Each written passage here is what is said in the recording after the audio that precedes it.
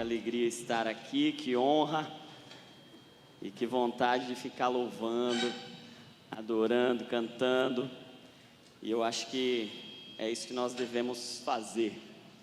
Eu quero, primeiro, antes de iniciar o nosso bate-papo, a ideia é ser um bate-papo mesmo, então eu espero que vocês conversem comigo, que vocês não me deixem falando sozinho. A ideia é essa mesmo. E antes da gente iniciar, deixa eu rapidamente me apresentar para vocês. Meu nome é Jonatas, eu tenho 36 anos, sou casado com a Jéssica, essa mulher maravilhosa, mais linda, mais perfeita do universo inteiro, no céu, na terra, debaixo da terra. Não tem, em cima, não tem uma mulher tão perfeita como a minha. E nós somos casados há 11 anos e temos duas lindas meninas, a Mariá, tudo bem? E aí a Mariá é tão incrível que quando ela nasceu eu coloquei um apelido dela de Mariavilhosa. Ó que chique, da hora, né? E aí a Mariá está com 6, e aí depois de 3 anos nasceu a Lívia, e aí a Lívia também era maravilhosa. Aí eu coloquei o apelido nas duas juntas de Mariá Liviosas. Ficou bom, né? E aí agora, para manter de 3 em 3, né? Porque tem que manter progressão geométrica, com 50 anos de casada, a gente vai ter, então, façam a conta aí. Mas agora, não, já vamos parar, já. Fala isso, a Jéssica já olha para mim assim com uma cara. Mas a Bíblia diz para crescer e multiplicar. Então, quanto maior a multiplicação, maior é a bênção do Senhor, né? Então, agora nós estamos esperando o Israel. Se Deus assim nos permitir, em maio, junho, ele chega aí, né? E agora eu não sei como é que eu vou pôr o apelido nele. Porque não está cabendo aí, mas Deus vai dar graça, vai dar. E, gente, é um privilégio muito grande estar aqui, é um sonho, na verdade, que Deus está realizando. Estar aqui é um presente do Senhor. Eu, até pouco tempo atrás, estava morando aqui do ladinho, em São Bernardo, e vocês reparam o sotaque São Bernardo, né? Porque quem é de São Bernardo fala São Bernardo, né? Não é? Tem alguém de São Bernardo aqui? Levanta a mão. Aí, ó. Muito bom, muito bom. E eu agora, mês passado, me mudei para Bragança Paulista. E aí, agora, o povo vai lá, acha que eu sou caipira de falar São Bernardo. Olha só, os bragantinos achando o meu sotaque caipira, né? Mas é um tempo especial que nós estamos vivendo, um direcionamento do Senhor. Talvez, se você já me viu em algum canto, pode ser que você tenha visto em algum lugar, a maioria das pessoas que me veem fala, eu te vi, foi lá no Dizascope. Então, se você me viu, não estava sabendo de onde era, muito provavelmente foi em algum vídeo do Dizascope. A gente tem um canal, a gente tem um quadro lá no canal chamado Divinamente, onde a gente fala sobre essas questões da mentalidade, da mente, dos pensamentos, dos sentimentos, das emoções, à luz da mente de Cristo, né? E alinhar a nossa mente à mente de Cristo, porque nós temos a mente de Cristo.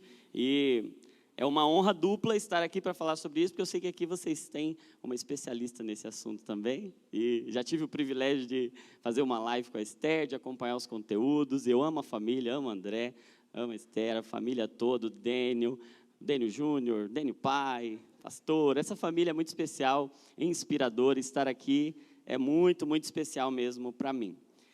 E quero falar com vocês sobre esse assunto, sobre emoções. Sei que vocês já estão sendo aprofundados dentro desse assunto, mas eu creio muito que o Senhor tem algo especial para essa estação da igreja, acerca desse tema, acerca desse assunto. Eu creio que nós estamos à beira de um avivamento emocional. E durante muito tempo a gente meio que fragmentou e quis separar, como se essa reação que você tem é emocional. Não, isso aí é emocional. É como se o evangelho pudesse alcançar tudo em nós. Mas quando ele alcança as nossas emoções, parece que a gente está entrando num território que não lhe pertence. E durante muito tempo a gente foi dando esse território. Foi entregando, como tantas outras coisas a gente foi entregando. E tudo que a gente não pega, temos um inimigo que vai lá e pega muito bem. E hoje o Senhor está querendo redimir todas as áreas da nossa vida, inclusive as nossas emoções. Eu creio que nós vamos falar muito, sim, nessa próxima estação da igreja, sobre emoções dentro da igreja, porque o Senhor quer redimi-las, o Senhor quer resgatá-las, o Senhor quer que nós vivamos e desfrutemos de emoções como as de Cristo, amém? E nós nunca ouvimos falar tanto sobre problemas das emoções, nunca falamos tanto sobre depressão, nunca falamos tanto sobre ansiedade, nunca falamos tanto sobre burnout, nunca falamos tanto sobre dependências, nunca falamos tanto sobre suicídio. E isso é um clamor do nosso tempo, é um clamor pela resposta que nós temos. Nós temos a resposta e nós vamos proclamá-la ao mundo, amém? E quero mesmo que a gente faça um bate-papo aqui, então a ideia é, se você tiver alguma pergunta, você fica à vontade para levantar sua mão aí, a gente vai conversando. Mas eu quero partir de um texto bíblico, e aí depois a gente volta nesse texto. Por enquanto eu quero só ler esse texto. É um texto que está lá em Apocalipse, no capítulo 1. E a partir do verso 12, eu leio na NVT, está escrito assim: quando me voltei para ver quem falava comigo, eu vi 7 candelabros de ouro. E em pé, entre eles havia alguém semelhante ao Filho do Homem. Vestia um manto comprido, com uma faixa de ouro sobre o peito. A cabeça e os cabelos eram brancos como a lã e a neve, e os olhos como chama de fogo. Os pés eram como bronze polido, refinado numa fornalha, e a voz ressoava como fortes ondas do mar. Na mão direita tinha 7 estrelas, e de sua boca saía uma espada afiada de 2 lados. A face brilhava como o sol em todo o seu esplendor. Quando o vi, caí a seus pés como morto. Ele, porém, colocou a mão direita sobre mim e disse: não tenha medo, eu sou o primeiro e o último. Sou aquele que vive. Estive morto, mas agora vivo para todo sempre. E tenho as chaves da morte e do mundo dos mortos. Feche seus olhos, Pai. Nós estamos diante deste que tem os olhos como chamas de fogo, deste que os seus cabelos, a sua cabeça é branca, não como quem está envelhecido, mas como quem tem todo o brilho do mundo, Pai. Esse que a sua face brilha mais do que sol em pleno meio-dia. Esse que tem os pés como latão reluzente, como bronze polido. Da sua boca sai uma espada afiada de 2 gumes que penetra até a divisão da alma e do espírito, das juntas e das medulas. Essa espada que é apta para discernir os pensamentos e as intenções deste nosso coração que é teu. É diante deste que nós nos prostramos e nos rendemos. Nós caímos como morto, porque morte para o Senhor não é problema, porque o Senhor é a ressurreição e a vida. E nós exaltamos a Ti, independente de como estamos, porque o Senhor não precisa que estejamos bem, porque estar bem é estar aos Teus pés, porque não precisa ser bom, nem precisa ser muito, mas precisa ser tudo, e nós estamos aqui para Te dar tudo, Senhor. Tu és exaltado neste lugar, Tu és visto neste lugar, Tu és reverenciado neste lugar.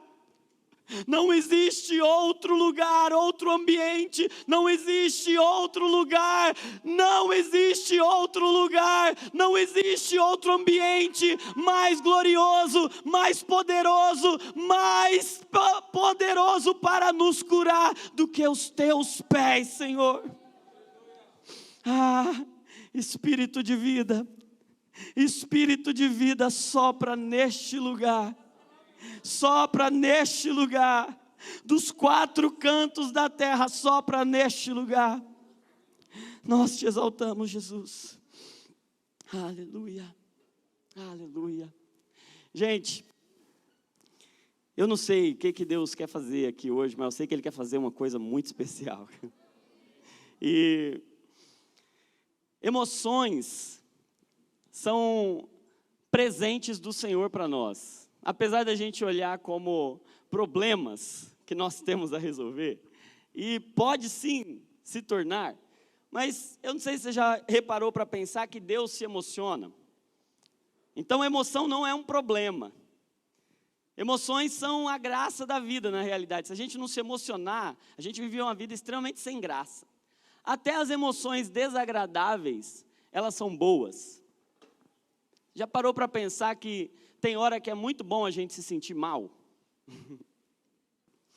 Já parou para pensar nisso? E tem hora que é muito ruim a gente se sentir bem. Falar uma coisa pode dar um nó na cabeça. Mas existem tristezas que são boas. E existem alegrias que são ruins. Vou repetir, porque às vezes minha mente confunde fácil. Existem alegrias que são ruins. E existem tristezas que são boas. Sabe que Deus sente raiva? Deus se ira.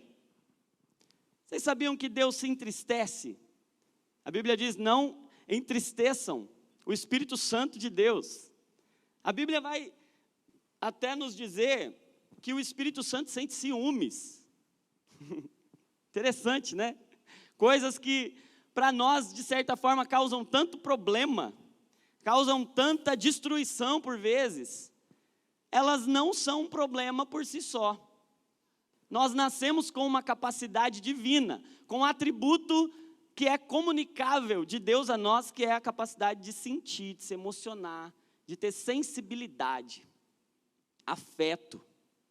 E sabe que afeto não tem esse nome em vão, afeto tem esse nome porque justamente é como as coisas nos afetam. E eu penso que, dizia antes da gente ler o texto, que eu creio muito que Deus está preparando um avivamento nas nossas emoções, porque eu vejo todo o movimento de Jesus sendo precedido por uma coisa. Toda a cura que Jesus ia fazer, todo milagre que Jesus ia fazer, era antecedido de uma coisa. Sabe o que era? Compaixão.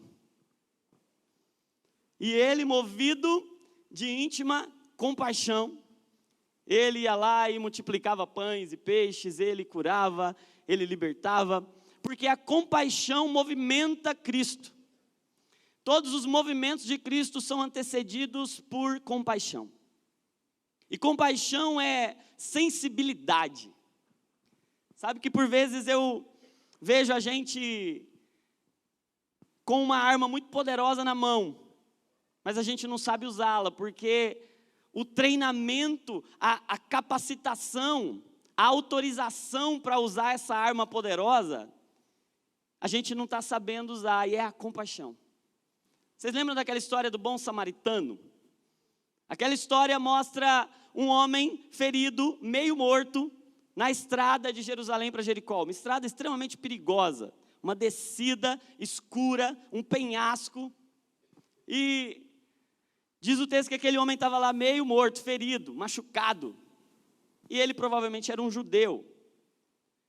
E aí passa um levita, passa um sacerdote, 2 representantes da teologia. E aqueles homens tinham uma capacidade muito grande, eles tinham a lei, eles tinham a verdade, eles tinham uma arma poderosa, mas eles não tinham uma coisa, eles não tinham compaixão. Eles passavam de largo, eles se afastavam, eles se distanciavam, passavam do outro lado. Eu vejo o samaritano passando e uma coisa move o samaritano, é a compaixão. Ele, movido de compaixão, ele se aproxima e ele começa a cuidar. E o cuidado não é uma oração. Engraçado isso, né? Porque o cuidado do samaritano que representa Cristo é um tratamento, cara. Ele vai lá com azeite e com vinho, que eram os medicamentos da época, e ele enfaixa e ele leva para uma casa terapêutica.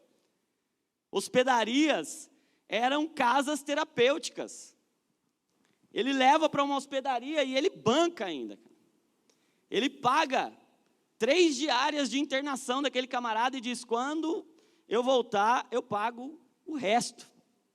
Claro que essa história é sobre Cristo e sobre nós, e nós somos os feridos da história. Nós não somos os samaritanos da história, nós somos os feridos. Mas Cristo é o samaritano que pega o meio morto, e ele trata de nós, e ele cura, mas ele está explicando como é que ele se movimenta. E há um movimento do Senhor Jesus para acontecer, e esse movimento é sucedido, ou melhor, esse movimento é antecedido de sensibilidade, de compaixão. Compaixão. E Deus está renovando a compaixão, a sensibilidade, o afeto nos nossos corações. E por que eu disse isso? Porque parece que quando a gente fala que alguém está com um problema em qualquer outra dimensão, em qualquer outra parte do corpo, a gente tem uma forma de reagir. Mas quando esse problema é nas nossas emoções, a gente já tem uma outra forma de reagir. Parece que tem uma distorção de sensibilidade, de afeto, de leitura, de interpretação, e Deus está querendo transformar isso em nós. E aí eu gosto de entender a palavra emoção para entender o conceito emoção. Tudo que a gente precisa de significado, a gente tem que ir para a palavra. Inclusive para a palavra de Deus, né? Tudo que é significado, a palavra revela. E emoção, o significado da palavra emoção, a palavra original latina para emoção, é movimento. Movimento.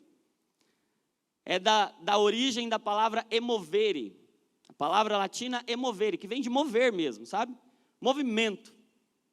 É uma movimentação. O que é uma emoção, gente? É uma movimentação que acontece dentro da gente.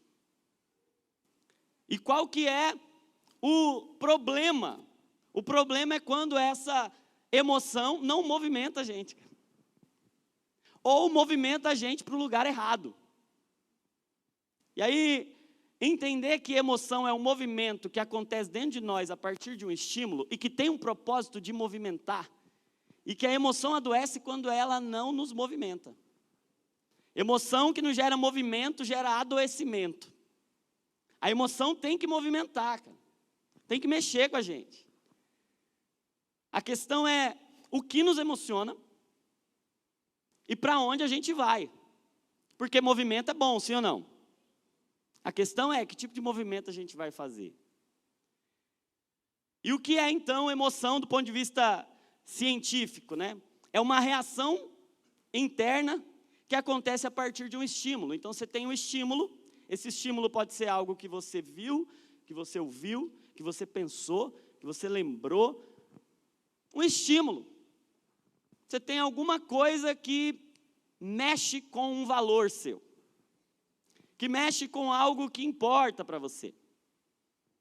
E aí quando tem um estímulo que toca em alguma área importante para você, algum valor seu, a emoção é uma resposta, é uma reação a um estímulo. Por exemplo, eu amo a minha vida.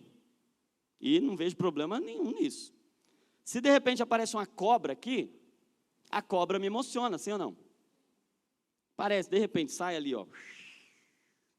Eu vou ficar emocionado. Por quê? Porque o meu cérebro inteligente, ele tem uma memória, ele tem uma aprendizagem que diz para ele que cobras podem ser perigosas e podem ameaçar algo que eu amo. E eu amo a minha vida. Eu amo a vida de vocês. Então, aquilo mexe comigo. Quando eu vejo isso, esse estímulo visual vai produzir uma movimentação interna dentro de mim. E aí, existe uma região do nosso cérebro que é responsável por captar esse estímulo, por traduzir, por interpretar aquilo e mandar um sinal para um sistema que Deus fez, chamado sistema límbico, que é uma região cerebral onde as nossas emoções, de certa forma, estão sediadas. E, gente, quem fez isso foi Deus, amém? Não foi o diabo. Glória a Deus, pelo nosso medo. Aí o que acontece? A gente vai perceber isso, a nossa amígdala, não a da garganta, a amígdala do cérebro, ela vai disparar um estímulo. Ela vai disparar uma onda química, uma onda de hormônios, uma onda de adrenalina e uma onda de cortisol. E aí a adrenalina vai, agora dentro do seu cérebro, ela vai gerar uma apreensão. Sabe essa sensação de, meu Deus, e agora? O que será que vai acontecer? E aí essa expectativa ruim é para te preparar. Então a emoção, ela tem o objetivo de te movimentar, ela tem o objetivo de te preparar para comunicar algo que é importante para você. E aí olha que legal. Essa adrenalina, ela vai começar na mente gerar essa apreensão, essa expectativa, meu Deus, alguma coisa ruim pode acontecer. E aí ela no corpo agora, ela vai dilatar nossa traqueia. E aí quando ela dilata a nossa traqueia, ela faz isso para passar mais oxigênio. É bom ou ruim? Bom, cara, por quê? Se eu tiver que correr da cobra, ou se eu tiver que lutar com a cobra, eu preciso de oxigênio para as minhas células. Então, dilatar a minha traqueia é bom para passar mais oxigênio. Eu vou precisar de mais oxigênio. Quando dilata a minha traqueia, sabe qual é a percepção? Não sei se vocês já tiveram essa percepção. Um nó na garganta. Porque a traqueia está passando aqui. Quem diante de um medo, de uma apreensão, de uma expectativa, de um resultado de exame ou de uma prova, enfim, já sentiu aquele nó na garganta aqui? É a traqueia dilatada. Sim? Não é o demônio te estrangulando. É a traqueia dilatada. Foi Deus que fez isso. Para quê? Para se você precisar correr, você ter oxigênio. Para esse oxigênio poder ser distribuído da forma apropriada, o coração tem que bombear. Então ele começa a acelerar o seu batimento. E aí, essa taquicardia, essa aceleração, por vezes é interpretada por nós como uma palpitação, um sentimento ruim, é o nosso coração acelerando. Aí tem uma coisa mais interessante ainda que acontece. Esse sangue precisa chegar nos músculos. Porque se eu precisar correr, é com os músculos que a gente corre, amém ou não amém? Então a gente vai correr, a gente vai usar os músculos. Muito bom. Só que esse sangue não vai ser produzido naquela hora, ele vai ser direcionado de algum lugar. Então o que o nosso cérebro, o que o nosso corpo programado pelo Senhor faz? Ele desvia do intestino para os músculos. Não é boa? Cara, agora é hora de eu fazer digestão. Agora é hora de eu... vou gastar meu sangue precioso digerindo coisas. Eu estou diante de uma cobra. Cara, não é hora. Então, o meu sangue vai para os músculos. Como o meu sangue vai para os músculos, ele deixa de ir para o intestino. Qual é a primeira sensação que eu sinto? Um frio na barriga. Quem já sentiu? Diga amém.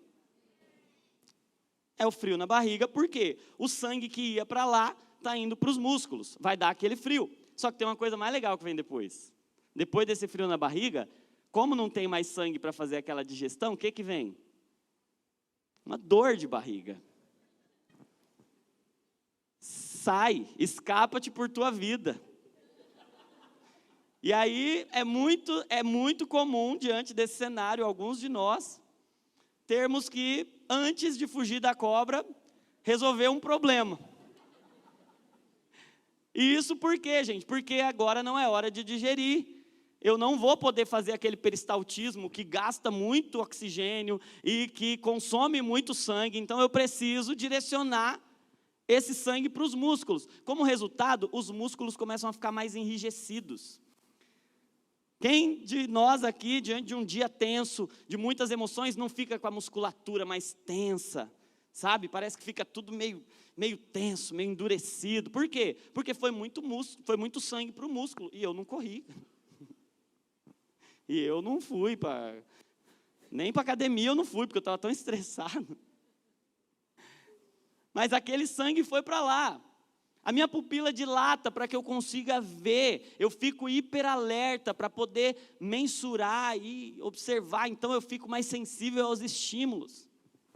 Como consequência, eu fico mais distraído, menos focado.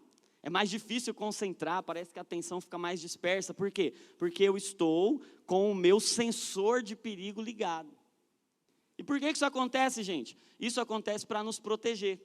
Isso acontece porque tem hormônios que são do nosso corpo, programado para nos proteger, que estão atuando ali. São hormônios. Aí eu acho que é legal a gente lembrar que emoção não é demônio, é hormônio. Não é um demônio que está atuando ali. São hormônios que estão acontecendo. São reações. E aí, lembra que emoção é movimento. Eu até fiz uma música da Cassiane, sabe? Deus não rejeita a oração, oração é alimento. Canto bem, né? Devia ter sido cantor. Eu fiz a paródia que Deus não rejeita a emoção. Emoção é movimento. Deus não rejeita a emoção. A emoção é um movimento, a questão é para onde eu vou. A questão é que movimento eu vou fazer. Porque durante muito tempo parece que o certo a fazer é engole isso. Come isso. E aí a gente se especializou em comer emoção. Por isso que a gente se relaciona tanto com as emoções comendo. Aí a gente vive uma obesidade emocional porque a gente aprendeu a... Cara, qual o movimento que eu vou fazer? Eu vou engolir, cara. Engole isso. Engole o choro. Aí a gente aprende a engolir a emoção. Aí daqui a pouco a gente está comendo tudo. Não é só por isso não, tá, gente? Mas é uma das explicações, porque a gente gosta tanto de comer. Mas o fato é que as emoções querem fazer um movimento em nós. Elas foram nos dadas para fazer movimento. Elas foram nos dadas para movimentar. A emoção é como um motor para movimentar a gente mesmo. E sabe que as melhores e maiores mudanças que a gente faz na vida, a gente faz porque a gente está emocionado. Quantos de nós não nos rendemos a Cristo em um dia em que a gente estava muito emocionado? Seja por uma emoção boa, como eu senti algo diferente, meu coração começou a queimar, e eu senti uma emoção, eu fiquei inspirado, e isso não foi bom? Óbvio, cara. O Espírito Santo acessa nossas emoções, a gente sente lá mesmo. Eu tenho estudado muito sobre neuroteologia, sobre o efeito das experiências espirituais no nosso cérebro. Exames de ressonância magnética funcional, tomografia por emissão de pósitron, mostrando o que acontece no cérebro quando a gente tem uma experiência espiritual. E sabe o que acontece, gente? É que a gente se emociona mesmo, cara. É muito da hora. A gente tem uma experiência cerebral, bioquímica, que está acontecendo ali. Cara, isso é de Deus para nós, Deus nos deu para isso. Só que tem emoções ruins também, e eu dizia anteriormente que grande parte das nossas melhores e maiores decisões foram tomadas porque a gente estava com emoção ruim. Sabe, a gente estava tão indignado, tão triste, que nosso coração rasgou, e aí Deus pôde entrar. A gente estava com tanto medo, a gente se sentiu tão inseguro, o nosso coração foi exposto, foi rasgado, e aí Deus entrou. A gente estava com tanta raiva de alguém, ou da gente mesmo, que a gente falou, eu não admito mais continuar desse jeito, cara.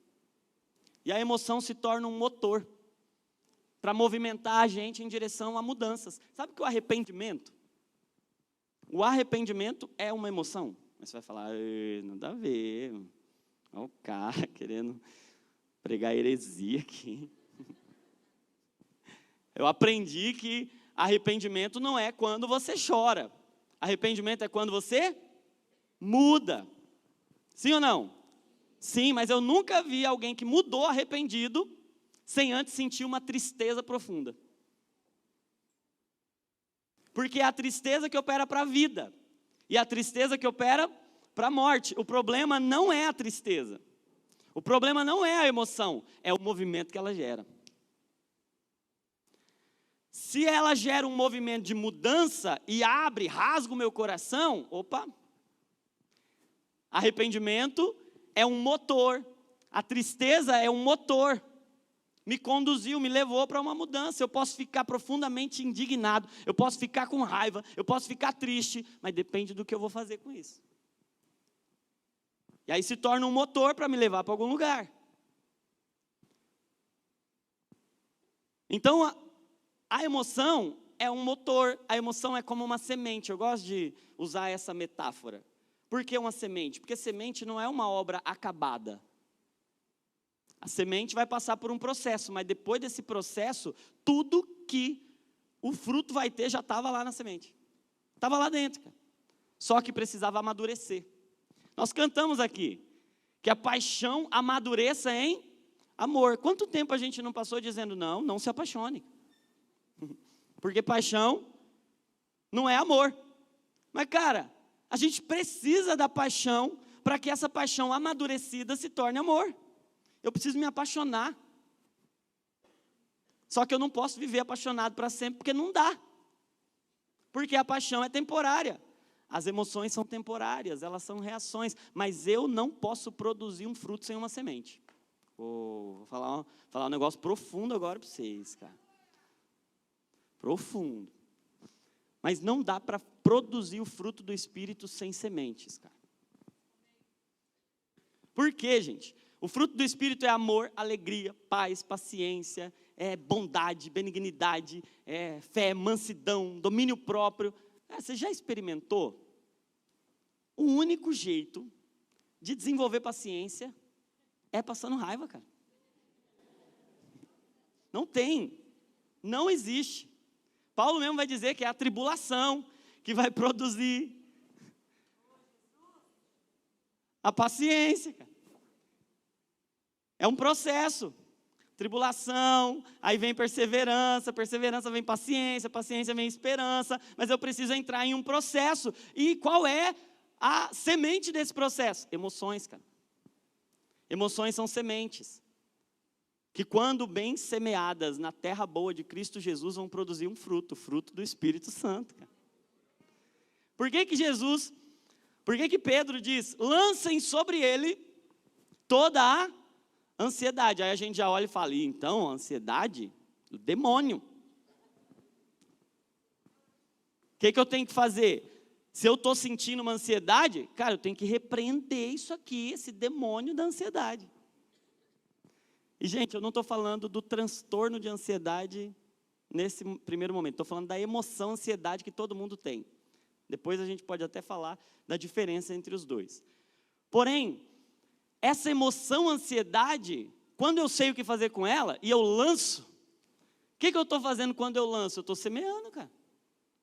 Lançando sobre ele. Eu estou pegando uma semente, sabe qual é o problema? É que a gente joga fora a semente, cara. A gente repreende tudo que é semente. A gente pega uma semente, cara, quem tem uma semente está rico. Sabe a pessoa que mais emociona você? Pensa aí na pessoa que mais faz raiva para você. Ela está enriquecendo você de semente, cara. Olha que maravilha. Tem alguém aí perto de você? Por exemplo, você é casado? Você é casado? Você vai chegar em casa, você vai dar um abraço, sua esposa, seu marido, e você vai falar assim, muito obrigado, meu amor, porque você está me dando semente do Senhor. Eu é que não estou sabendo semear, cara. Agora eu vou aprender, cara. Vai ficar legal, agora nós vamos bem. Mas quando eu sei o que fazer com a semente deixa de ser um problema, passa a ser uma matéria-prima, cara. E aí, é assim, é com essas matérias-primas chamadas sementes, ou sentimentos, ou emoções, que eu posso semear para produzir frutos para a glória de Deus. Um caráter aprovado pelo Senhor, ele é forjado no sofrimento, cara. Ele é forjado em meio a emoções. Gente, Deus está restaurando nossa sensibilidade para sentir mesmo. Para que a gente tenha semente na mão. O problema não é ter a semente, o problema é que a gente não sabe, nunca foi uma coisa que a gente valorizou, então a gente pegava, está repreendido, vou jogar aqui para Satanás, e não é para jogar para Satanás, é para jogar para Jesus, mano. Lançando sobre ele, não é devolver para Satanás, porque não foi Satanás quem deu essas sementes para a gente, é o Senhor quem está nos dando uma oportunidade de, por meio do sofrimento, ter um encontro com ele. Gente, Deus está querendo nos levar a um lugar. Lançando sobre ele. As emoções têm essa capacidade de movimentar a gente, de ser uma matéria-prima, de ser uma semente. de ser essa onda que vem e leva, empurra a gente, sabe? É uma onda, empurra. Eu duvido que você seja uma pessoa saudável que não se emociona. Hoje mesmo, você teve várias emoções. Muitas e muitas. E essas emoções nos empurram. As emoções são excelentes motores para empurrar a gente. Mas aí, anota isso. As emoções são maravilhosos motores, mas péssimas motoristas.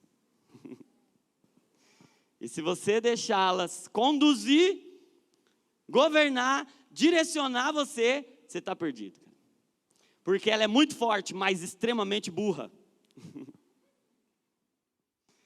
Ela é altamente forte, mas muito cega.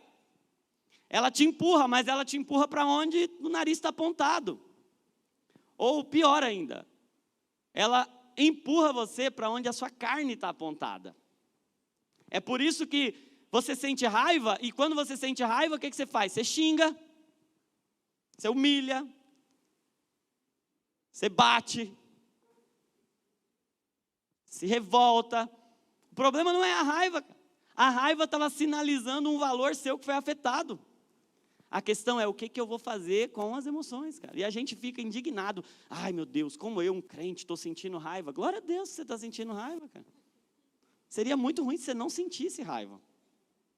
Porque você não se importaria, cara. Sabe? Ó, aqui tem mais mulher ou mais homem? Deixa eu ver, levantem as mãos as mulheres aqui. Aí. Agora, só os homens. Ó, tem bastante homem, cara. Tem mais mulher. É, normal, de igreja, né? Por que isso, gente? Já pararam para pensar, cara? Porque a mulher tem mais sensibilidade, cara. A mulher é mais o quê? Tem mais semente, cara. E gente. Tem muita, cara. Uma fonte inesgotável de sementes, cara. Mas sabe que a gente por vezes olha para as mulheres e diz assim, as mulheres são muito desesperadas. É muito comum assim dentro de um relacionamento, e não sei se vocês já repararam isso, mas, por exemplo, transtornos de ansiedade, transtornos depressivos são mais comuns em mulheres. E aí você vai falar, pô, mas qual a lógica? As mulheres são mais, de alguma forma, fracas? Não, cara. Sabe o que acontece? As mulheres, elas, como o vaso mais frágil, que a Bíblia assim nos ensina, elas são muito mais sensíveis. E aí é muito fácil para quem se importa pouco, se emocionar pouco. Tem muita gente que passa uma aparência de muita fé porque é inabalável, mas na verdade não é que tem muita fé, é que tem pouco amor, cara. E aí é muito fácil, você não se abala, você é sempre constante, você é sempre estável, porque você é indiferente. Você se importa tão pouco com as coisas. Então, para mim está tudo bem. Por quê? Porque eu me importo pouco. E aí a gente por vezes vê alguns irmãos, algumas irmãs que estão sofrendo e que estão abaladas porque alguns valores estão sendo de alguma forma tocados, abalados, afetados. E a gente já olha e fala, olha lá, está vendo que a pessoa não tem fé. Porque está chorando. Hoje eu fui fazer uma visita para um casal que perdeu um filho há 20 dias em um acidente de moto. Um menino de 20 anos, cara. E estava conversando com esse casal, e aí os dois cristãos, né? E aí a mãe do menino disse assim para mim, eu sei que eu não posso chorar,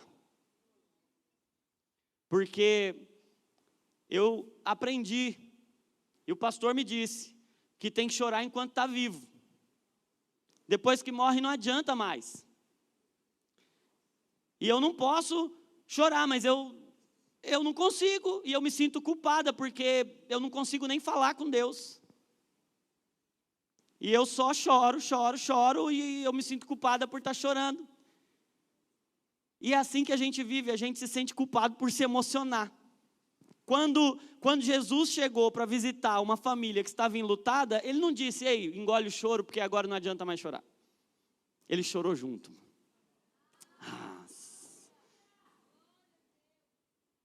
Hoje o Senhor está querendo restaurar a sensibilidade da sua igreja.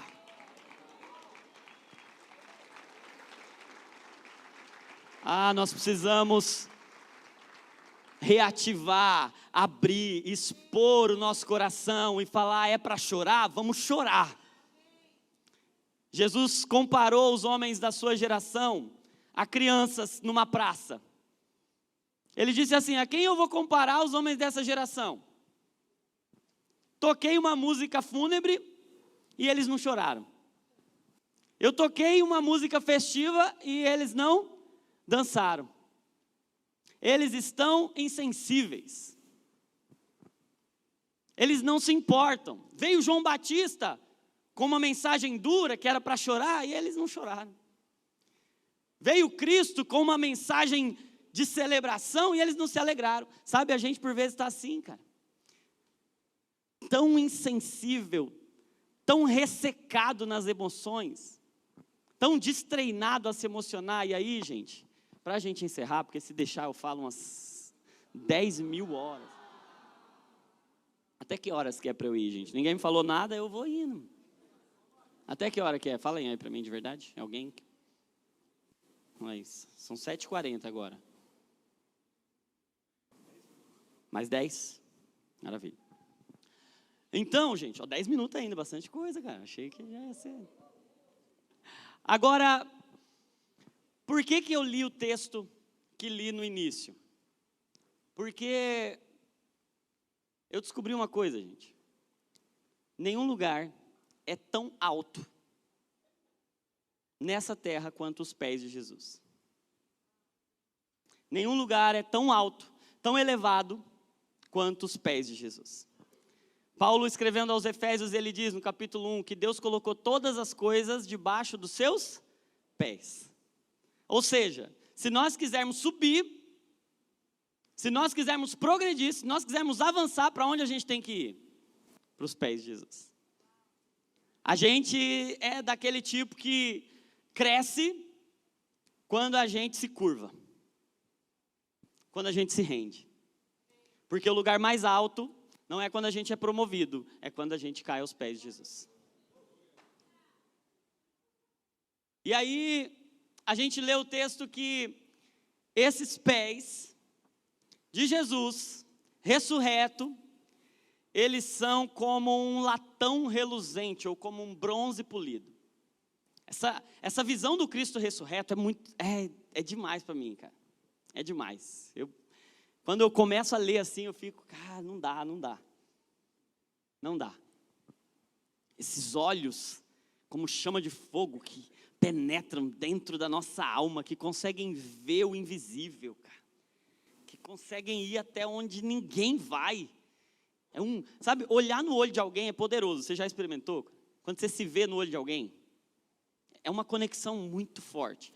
Mas, cara, os olhos de Jesus, mano, eles queimam. Eles são como chama de fogo, cara. A palavra dele, a voz dele é como o som de muitas águas. Cara, sabe que não tem nenhum som tão poderoso, tão terapêutico quanto o som da água, né? Estava estudando sobre isso até esses dias atrás, mostrando como a água está envolvida em todos os processos de restabelecimento, como a água ela tem um poder de te despertar, mas ao mesmo tempo tem um poder de te acalmar.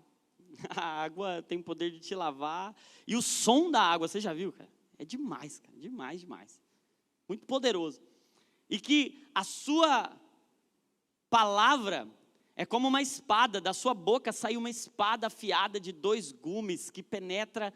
Então ela vai e volta, ela vai até a divisão da alma e do espírito, ela consegue discernir tudo, trazer clareza para a gente. Ela vai muito mais fundo que qualquer bisturi, cara, é muito da hora isso. Mas o texto diz que diante dessa imagem de Jesus, João, o seu melhor amigo, cai aos pés. E ouvi alguns dias atrás uma frase do Jonas Madureira, que eu admiro demais. Ele disse assim: sabe a sua fraqueza? Dá um beijo nela. E diz para ela: muito obrigado. Porque você me coloca aos pés de Jesus. Sabe qual é o problema, cara? É que a gente se revolta com as nossas fraquezas. Quando Deus disse que o poder dele se aperfeiçoa nas nossas fraquezas. E que o lugar mais poderoso da terra é o lugar em que a nossa fraqueza encontra o poder de Deus, cara. Vocês lembram da mulher do fluxo de sangue? Ela está há 12 anos sangrando, ferida, morrendo, gastou tudo que tinha, ela está esgotada. Sabe qual é o único lugar que ela consegue ir? Para o chão, cara. E sabe qual é o lugar mais poderoso que alguém pode ir? Para o chão. E aí ela chega lá e ela nem podia estar lá, porque ela era considerada impura. Mas Deus não rejeita quem o povo rejeita, cara. Não precisa estar bem. Gosto daquela música da Tamires Garcia, né? Que aqui nesse lugar os fortes não têm vez. Nesse lugar só tem lugar para os fracos. Ela estava fraca e a fraqueza dela colocou ela aos pés. E o único que ela podia tocar, que não ia ser contaminado com a impureza dela, era aquele que era todo santo, todo puro, porque quando a nossa sujeira encosta nele, ele não fica sujo, é a gente que fica limpo. Ela vai fraca, caída, mas tem uma coisa,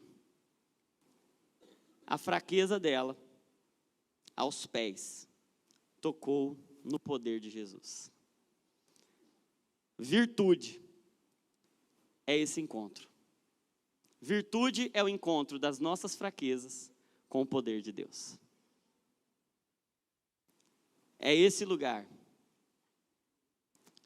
Quando vem a emoção, e aí para a gente finalizar, quando vem a emoção é movimento. Toda emoção é um convite para a oração.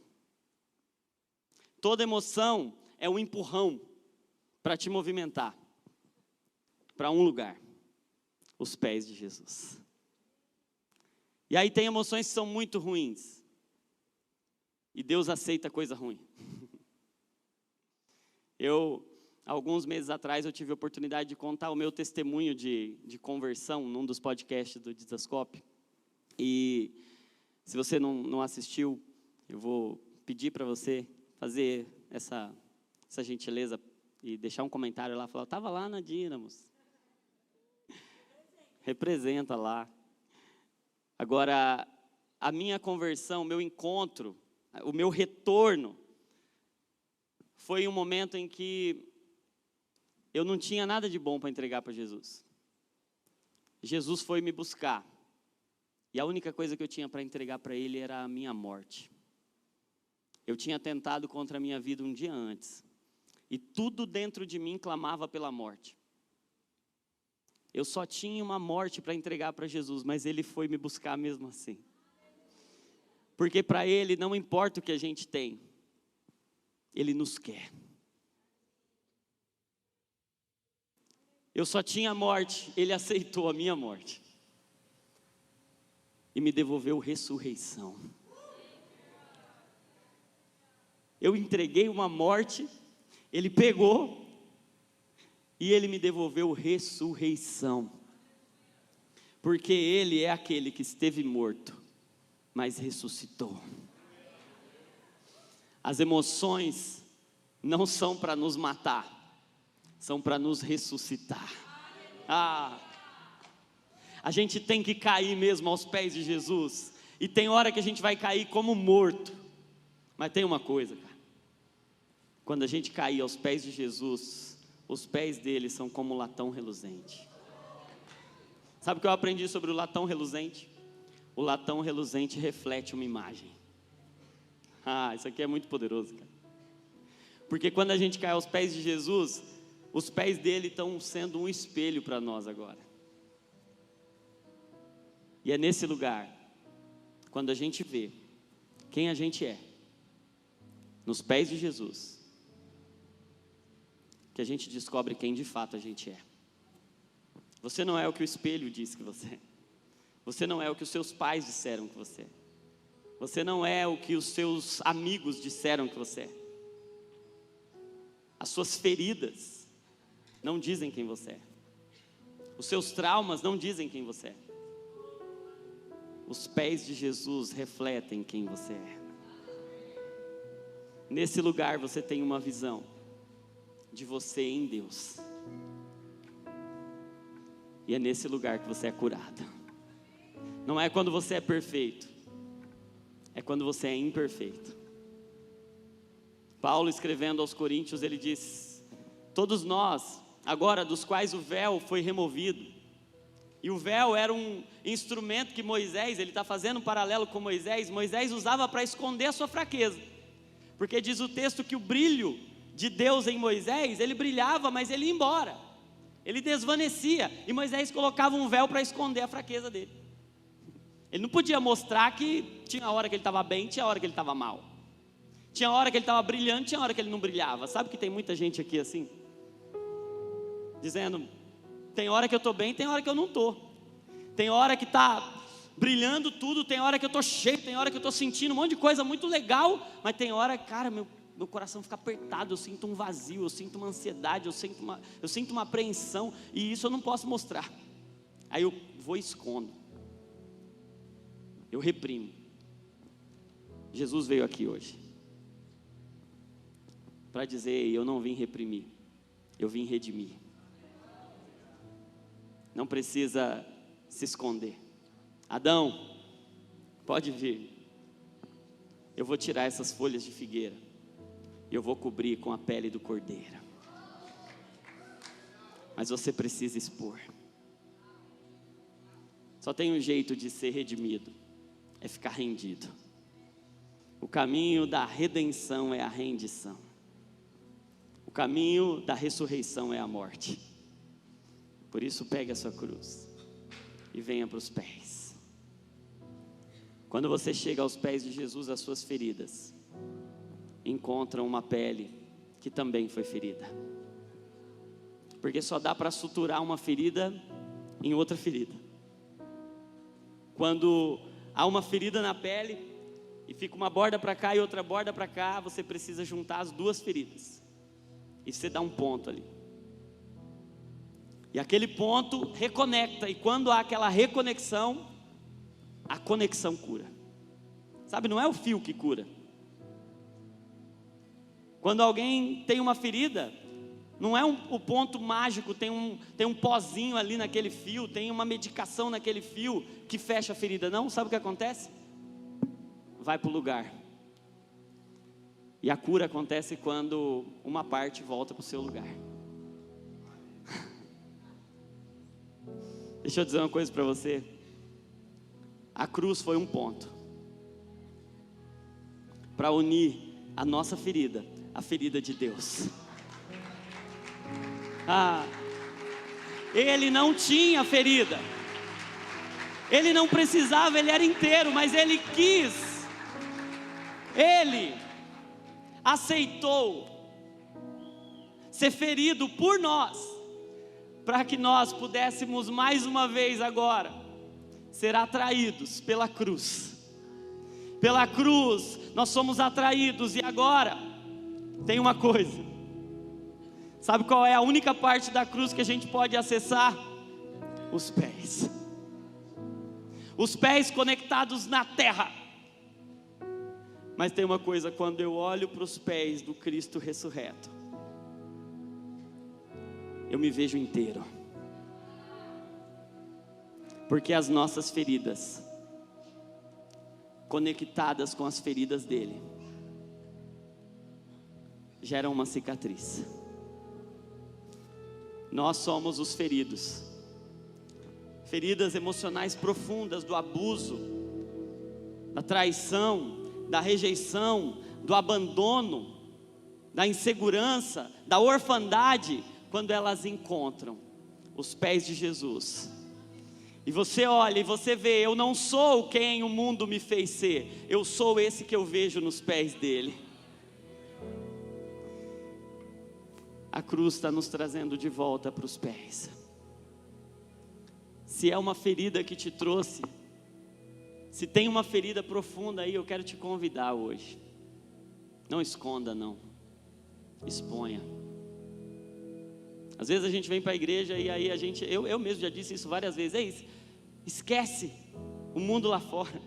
Esquece o que você está sentindo. Esquece a tristeza que você sente. Esquece a ansiedade, esquece o medo, deixa tudo lá fora. Hoje eu vou falar diferente para você. Esquece nada, cara. Expõe tudo. Porque não tem nada que Ele não possa redimir. Não tem nada que Ele não possa transformar. Não tem ferida que Ele não possa fechar. Hoje Ele quer curar pessoas aqui. Eu quero convidar você que precisa expor uma ferida ao Senhor hoje. E você precisa expô-la aos pés do Cristo ressurreto. Há uma unção de cura aqui neste lugar. Há uma unção de ressurreição dos afetos, da sensibilidade aqui neste lugar. Há uma voz dizendo: sai para fora. Pessoas que estão presas em cativeiros e prisões emocionais, hoje o Senhor está te chamando para fora. Se você é uma dessas pessoas, levante a sua mão assim, você nem precisa vir aqui à frente.